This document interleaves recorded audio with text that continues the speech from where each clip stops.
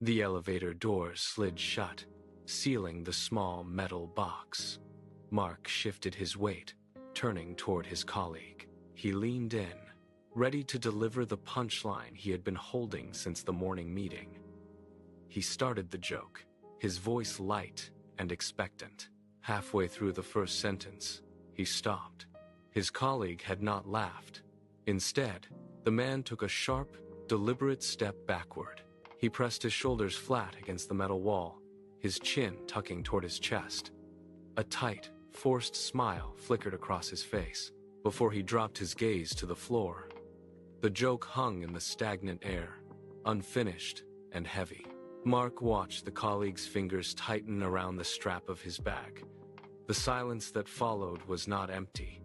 It was a physical barrier. It filled the space between them, thick and suffocating. Mark stood still, his own smile fading as the reality of the distance settled in. The elevator hummed, a low, mechanical drone that only made the quiet more absolute. He looked at the floor numbers ticking upward. The elevator doors opened, and Mark stepped out into the hallway, his pace uneven. He did not look back. The memory of the elevator was not an isolated incident. It was a recurring echo. He thought of the morning meeting, where he had reached for a chair, only to see his colleague slide a stack of files onto the seat to block it. He had stood there, hand hovering in the air, until he retreated to the back of the room. At lunch, the pattern held. He would pull out a chair at the crowded table, and the conversation would falter, then drift away from him.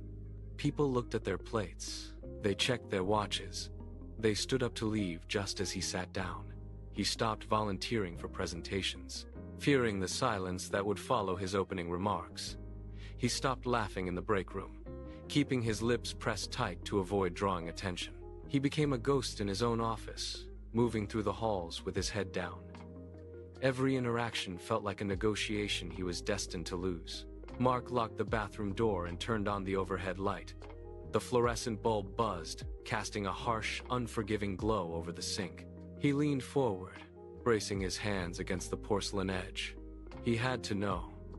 He opened his mouth and stared into the glass. He saw the white film coating the back of his tongue, a thick, pale layer that had been there for months. He reached out and touched his tongue, then pulled his hand back, the scent hitting him instantly. It was sharp, stale, and unmistakable. He looked at his toothbrush, the bristles splayed and worn, and realized he had been rushing through his routine for weeks. He never flossed. He never scraped. He thought back to the spicy takeout he ate at his desk while staring at a monitor, and the way his mouth felt like sandpaper by 3 in the afternoon.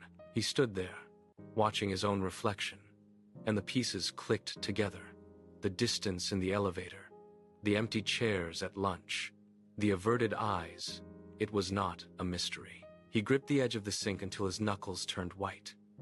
The realization was cold, but it was also a starting point. The next morning, the bathroom routine changed.